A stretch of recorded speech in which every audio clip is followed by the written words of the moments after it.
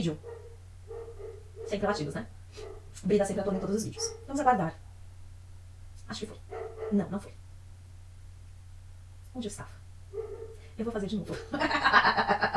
Peraí. Olá, tudo bem com vocês? Eu sou a Larissa Cavalcante, eu sou psicóloga. Sejam bem-vindos ao meu canal. E no vídeo de hoje vai ter perguntas e respostas sobre a depressão. Bora lá?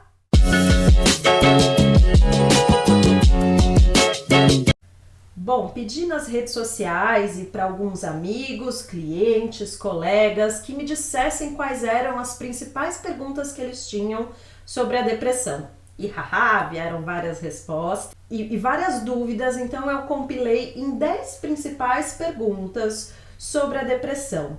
Mas se você é novo por aqui, já se inscreve. Já deixa o seu like, deixa o seu comentário, pode perguntar o que você quiser, que talvez eu não fale aqui no vídeo de hoje, mas também pode interagir comigo nas minhas redes sociais, através do meu site. E vamos pensar nessas 10 perguntas aqui.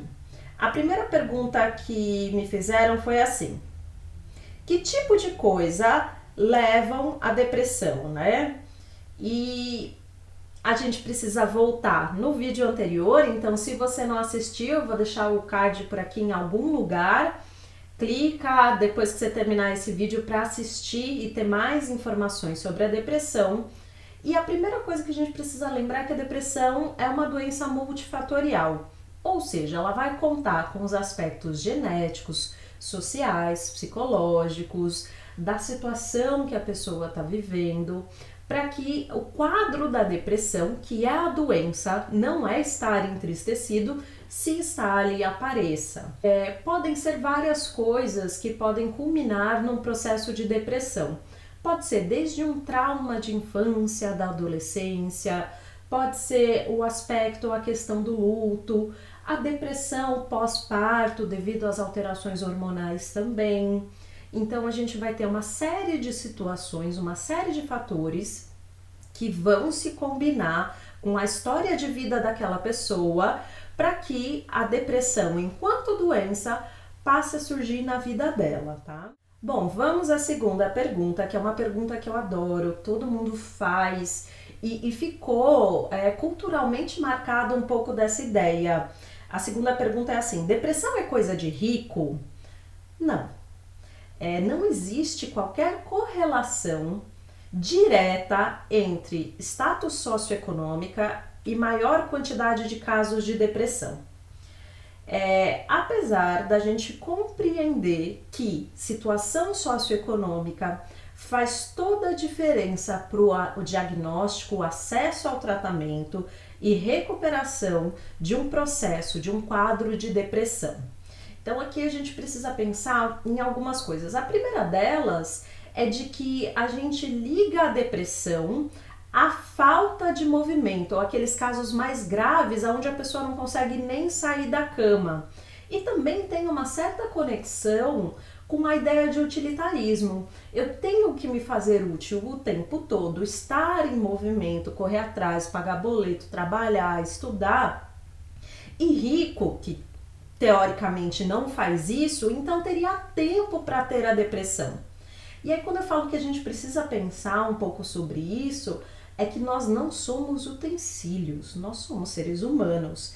Então nós merecemos o nosso descanso, nós merecemos as nossas pausas e saber aproveitá-las, inclusive, é uma questão importante para que a gente não venha a adoecer emocionalmente e mentalmente. Um outro aspecto importante para a gente refletir sobre essa questão é que o acesso financeiro, o acesso socioeconômico a lazer, cultura, atividade física, esporte ou eventualmente até as medicações do processo do tratamento são super importantes. Então a gente pode sim considerar que as pessoas que tenham um nível socioeconômico mais baixo, que tenham condições financeiras menores, vão ter menos acesso a esses tratamentos, vão ter menos acesso a esses recursos que são essenciais para a manutenção da nossa saúde mental. Então, a questão socioeconômica ela não é determinante, mas ela é essencial para uma reflexão sobre os quadros do adoecimento emocional e mental. Bora para a pergunta 3. Dizem que depressão é raiva, é verdade? Aí você me pega, né? Porque não. A raiva ela é uma emoção que todo mundo pode sentir em algum momento da vida. E aí existem alguns estudos e algumas correlações de psicossomática das emoções com os transtornos mentais. Mas não há essa correlação direta de que quem vive raivoso, quem vive mal-humorado, necessariamente tem uma depressão. O que a gente sabe é que um dos principais sintomas da depressão está no mau humor, nessa raiva constante, nessa impaciência constante. Então, é importante que a gente tenha consciência dos nossos estados de humor. Um processo de autoconhecimento é importante para a gente começar a perceber se essa raiva que a gente vem sentindo, de onde ela vem, para que ela vem, e que não simplesmente guarde ela ou saia expressando ela de uma forma inadequada com outras pessoas que nem vão nos entender. Então, a gente percebendo que essa raiva tá fora de lugar, tá fora de contexto, é o momento da gente pedir ajuda. E sim, se a gente está acompanhando alguém da nossa família que de um momento para o outro, alguém próximo, né, que de um momento para o outro passou a se demonstrar raivoso o tempo todo, talvez seja importante a gente levar essa pessoa, ajudá-la a compreender que ela não precisa estar assim o tempo todo e que ela pode obter ajuda para isso. Próxima pergunta, a quarta. Depressão e ansiedade sempre estão juntas? Não, mas podem estar. Então, o quadro do transtorno de depressão é um, o quadro de transtorno de ansiedade é outro, mas existe um transtorno misto, aonde a ansiedade e a depressão se intercalam, gerando muitas vezes um ciclo infinito. Então, a pessoa fica ansiosa por realizar algo, por fazer algo, e nesta ansiedade ela se frustra, algo dá errado, ou ela se sente muito mal, e então ela entra num momento de depressão, eventualmente mais profundo. Então ela passa, depois de algum tempo, a ansiar por outras coisas, a querer outras coisas, reiniciando esse ciclo de vida, né? Onde a ansiedade e a depressão vão se intercalando, e é preciso um tratamento para isso, e um tratamento com vários aspectos envolvidos. A psicoterapia, eventualmente medicação, sem dúvida uma boa alimentação e acesso à atividade física vão fazer toda a diferença na vida dessa pessoa. Pergunta 5, eu acho que é a 5, se eu não perdi a conta. O que eu tenho que fazer para sair dela? Bom, se você está se perguntando isso, já é um ótimo começo, porque primeiro, você já tem consciência que de alguma forma você está deprimido.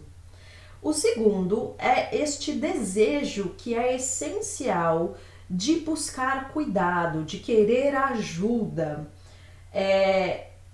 O que vai me ligar com a pergunta, se não me engano, número 6, que é: consigo me curar da depressão sozinho?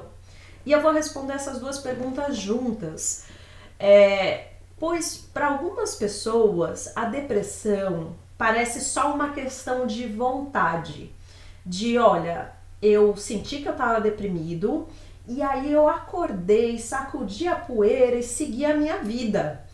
E a depressão passou, quer saber? Eu fui fazer um monte de coisa e eu nunca mais me senti deprimido. Então a gente vai ouvir algumas pessoas falando coisas desse tipo, trazendo a ideia de que estar deprimido ou não é uma questão somente de escolha.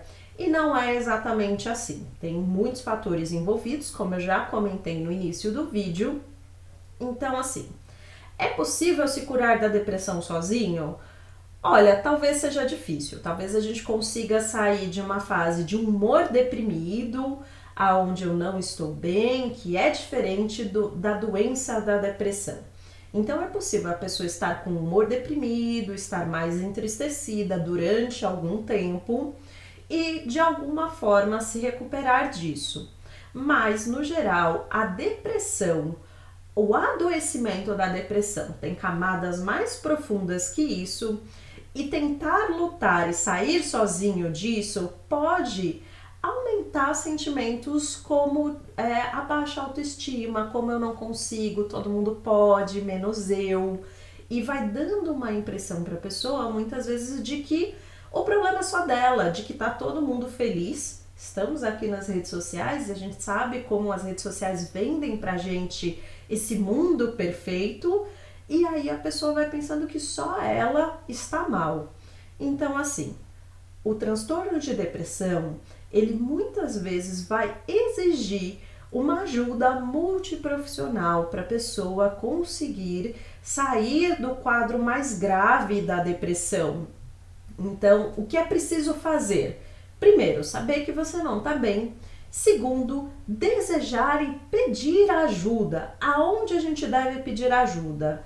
O ideal é que a gente procure um profissional da saúde, um psicólogo ou um psiquiatra, e faça ali uma combinação do tratamento mais adequada para a nossa depressão, porque cada um viver a depressão de uma forma diferente, tá? Essa é ótima. Como eu trabalho com a terapia assistida por animais, as pessoas acabam direcionando muitas das perguntas que envolvam os pets delas para mim. Então tá assim, quem tem pet não tem depressão, né? Eles curam tudo. Haha! Não. Na verdade, não há qualquer correlação, de novo, entre o fato de você ter um animal doméstico e a quantidade de casos de depressão. Nós não temos esses dados. O que a gente sabe no geral é que ter um animalzinho de estimação em casa exige da pessoa algum movimento que faz com que os quadros mais graves se tornem mais difíceis de serem instalados. Quando a gente pensa num cachorrinho, necessariamente essa pessoa vai acabar passeando com ele.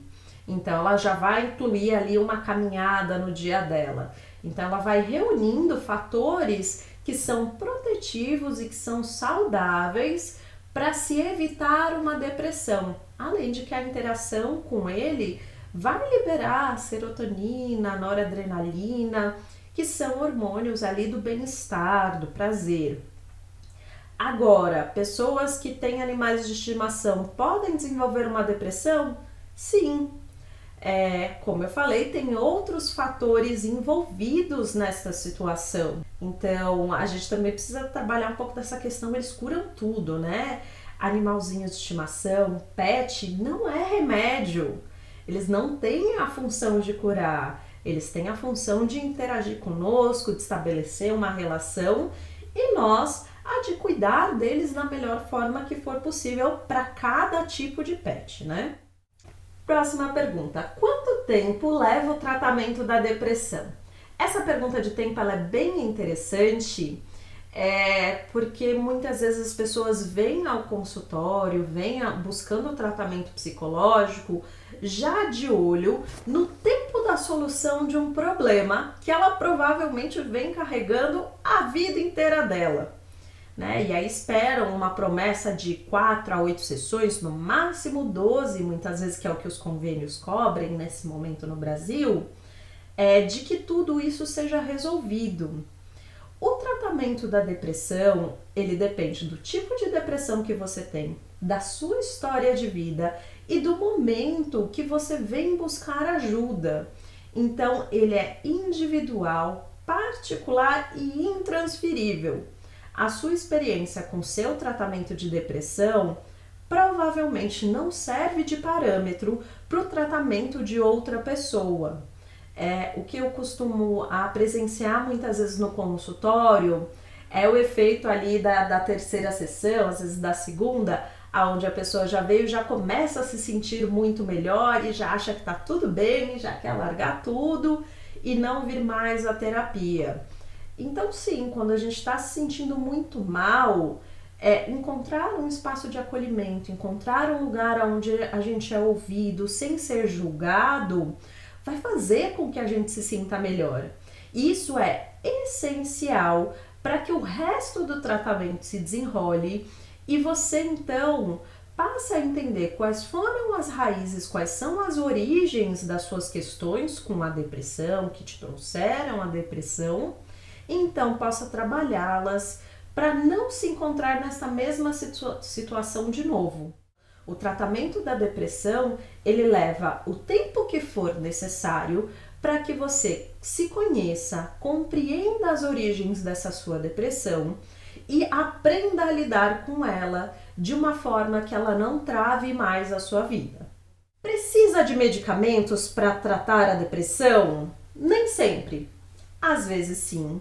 Entendam, a depressão ela tem aspectos fisiológicos, então ela afeta o nosso corpo de uma forma já muito compreendida. E a medicação, ela muitas vezes vem ajudar o nosso organismo a fazer aquilo que ele não está conseguindo fazer sozinho.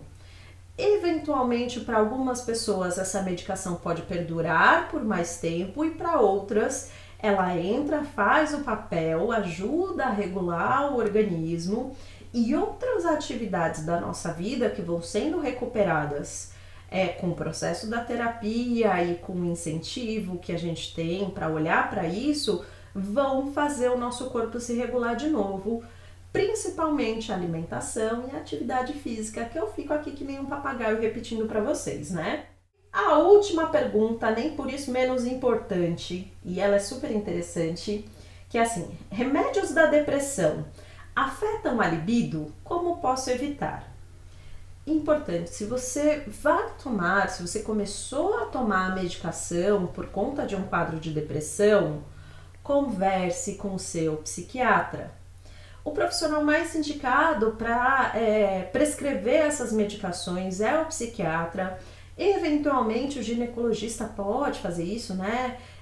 Para um quadro de depressão pós-parto, eventualmente alguns clínicos gerais fazem isso também, mas quem prescreve, quem orienta, quem responde todas as perguntas sobre a medicação são os psiquiatras, são os médicos responsáveis por prescrevê-las. Entenda que o seu médico, ele é o seu parceiro. Se você não leva para ele as perguntas, se você não leva para ele o que você está sentindo, se você só vai lá para trocar receita, se você nunca conta para ele como está, o que melhorou, o que piorou, como você está se sentindo, ele fica com poucas ferramentas para te ajudar nessa jornada de lidar com a medicação e com a depressão. Então é essencial que você tenha confiança e um espaço de diálogo com o médico que está te prescrevendo isso. Sobre a libido, ou sobre o desejo sexual, sobre as vontades de sexo que a gente tem, é importante a gente conhecer o nosso corpo, conhecer o nosso desejo, a nossa vontade de fazer sexo, o quanto isso nos afeta, o que a gente gosta, o que a gente não gosta, porque a libido ela é uma construção da gente com a gente mesmo e também com o outro. E é preciso ter este conhecimento para a gente poder dizer o que está funcionando, o que não. E sim, a baixa libido pode ser um dos efeitos colaterais de alguns remédios. Então, você junto com o seu médico vai decidir se o efeito colateral de diminuir a libido ele é ok diante dos benefícios que a medicação tem trazido para a sua vida. É um diálogo, a gente tem muitas medicações disponíveis e cada pessoa vai entender na sua vida, junto com o seu médico, quais são os efeitos colaterais que ela vai conseguir lidar e quais não. E junto com ele decidir qual é o melhor caminho do tratamento possível. Caramba, falei bastante, né? Mas ainda cabe mais pergunta, cabe mais diálogo sobre esse tema. Eu fico aqui à disposição de vocês. Por favor, se você gostou, não se esquece de inscrever, deixar o seu like. Se você ainda tem perguntas sobre a depressão, por favor, faça aqui nos comentários, vai ser um prazer te responder. Não Não se esqueça de me seguir nas outras redes sociais, Larissa Cavalcante Psicóloga, você me encontra na internet inteira. É isso aí, muito obrigada e até a próxima!